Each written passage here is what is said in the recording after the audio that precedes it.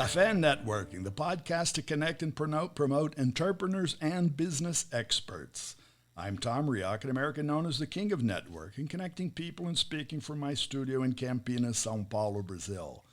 Today we're going to talk with Ruth Gotian. She's joining us from New York City. Dr. Ruth Gotian is Chief Learning Officer and Assistant Professor of Education in Anesthesiology at Weill Cornell Medicine. She's a global speaker, coach, and author of The Success Factor, Developing the Mindset and Skill Set for Peak Business Performance. The book is available on Amazon. Ruth, you have researched and interviewed astronauts, Olympic champions, and Nobel laureates. What do high achievers have in common? Hey, Tom, it's so interesting because all of these extreme high achievers who I interviewed, I realized that they all have the same four attributes. These are not habits, but these are the elements that really combine them, which means that a Nobel Prize winning scientist is just like an Olympic champion figure skater, exactly the same. They do four things that they all have in common. And as I said, they are not habits because you cannot copy someone else's habit. If I am a morning person and you're a night owl, you're not all of a sudden going to start waking up at 5 a.m. and being productive. Not going to happen. But here's what the extreme high achievers have done that has made them so successful. Now, the key is you have to do all four things in unison. You cannot pick and choose. But if you had to start, there's one thing that I want you to start with, and that is tapping into your passion and purpose, what it is that you love doing. You would do it for free if you could. It's what we call in adult learning intrinsic motivation. The fire is coming from within. You would do this because you have to do it. You must do it. Now, this is very different from extrinsic motivation, which means you are doing it for the promotion, the recognition, the diploma, the raise. That means other people are judging you. And when other people are judging you, you are not going to be able to sustain that motivation. You will actually fail out or burn out. So that first thing is intrinsic motivation. That's really what gets us out of bed at 5 a.m. then. That's right. And it's also why you can't quiet your mind when you go to sleep. Right. You're constantly thinking about it. Well, you've helped me because that's the way it is. But right? What are the others? So once you have figured out what it is that you love doing, you now have a purpose.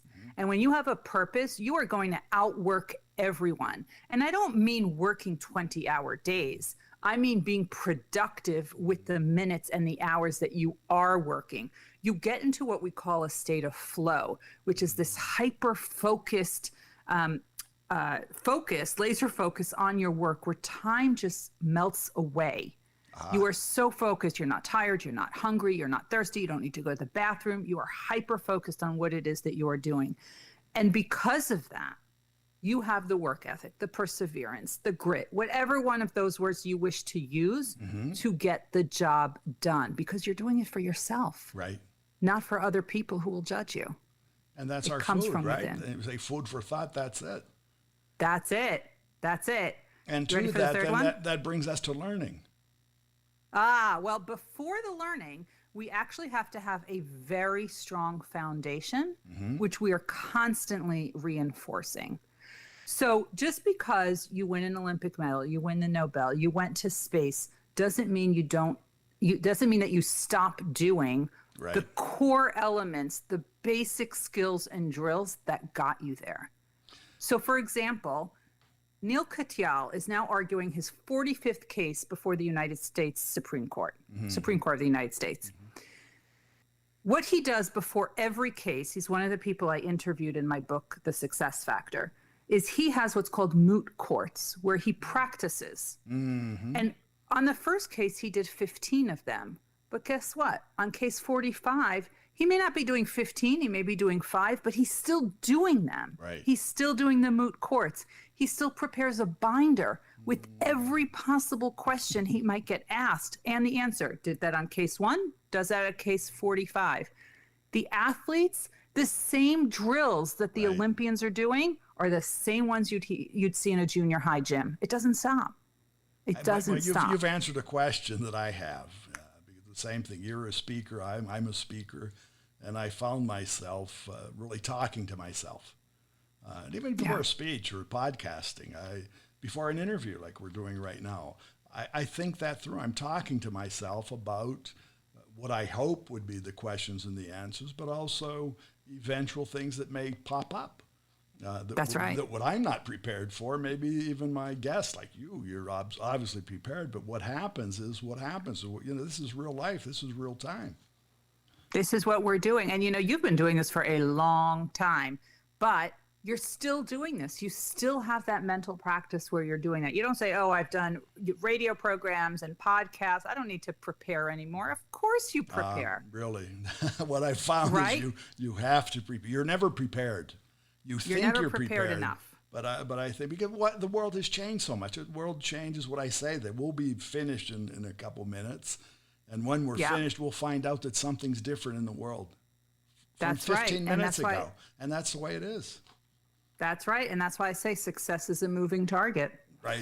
Which leads to number 4, the last element, the last attribute that all of these high achievers have.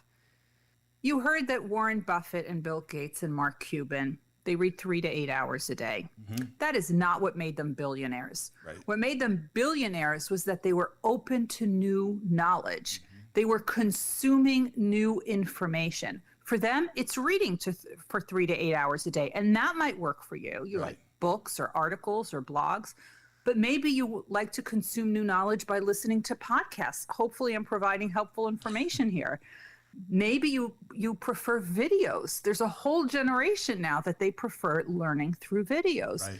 There's so many different ways that you can consume new knowledge that does not require you to sit in a classroom for 8 hours a day. Now, you can also talk to people. And in fact, all of the extreme high achievers surrounded themselves not with one mentor, but with a team of mentors. Right. Who really believed in them more than they believe in themselves. And I talk quite a bit about mentorship in the book, The Success Factor, because it was a key ingredient that all of the high achievers had. So it's something we all need to do. In fact, 76% of people understand the benefits of mentorship, but only 37% actually have one. People don't understand how to get one, so I share that too. That gets back to the point that I like to make in terms of networking. I speak about networking, say it's important, but everybody, sometimes it goes from one ear and out the other. But it's work. That's right. And what we need are people, and one of the things I've learned, there are people who know more than we do and can help us take what we know and reformulate that. So. And that's right. One of my benefits of being a podcast host is meeting such fine people like yourself. So that's the plus. That's one of the benefits of being a guest too, Tom. Well, and it's good for our listeners, and that's why they come and want to see and hear. Okay? Love it. Well, Ruth, I want to thank you. So the book is there, and for our audience, it is The Success Factor, right? And where can we find you? We can find you on LinkedIn, right? Yes. So my website is just my name, ruthgotian.com. And on there, just click on resources. You can start filling out your passion audit. You can start developing your mentoring team. You can sign up to get more information about how to be a high achiever. So that's ruthgotian.com. And then all the social media, it's just my name, Ruth Gotian. And in fact, I leak out this information about how to be a high achiever on a weekly basis through my Forbes column. So if your listeners just Google Ruth Gotian Forbes, they will actually see many of my articles. And in fact, several of them have been translated to Portuguese for Forbes Brazil. Very good. Well, today everything is automatically translated, right? Artificial intelligence has beaten us to that. So that's right. So Ruth, thanks again, okay? Thank you so much, Tom. And for our audience, it's Ruth Gotian. It's R-U-T-H, and the last name is G-O-T-I-A-N. Find her on LinkedIn, her site, ruthgotian.com, and the book, The Success Factor by Ruth Gotian on Amazon. Café and Networking is brought to us by Focus MI Market Intelligence, an agricultural market research specialist in Brazil. More information on their website, focusmi.com. Thanks for listening. Till the next time here at Café Networking Podcast.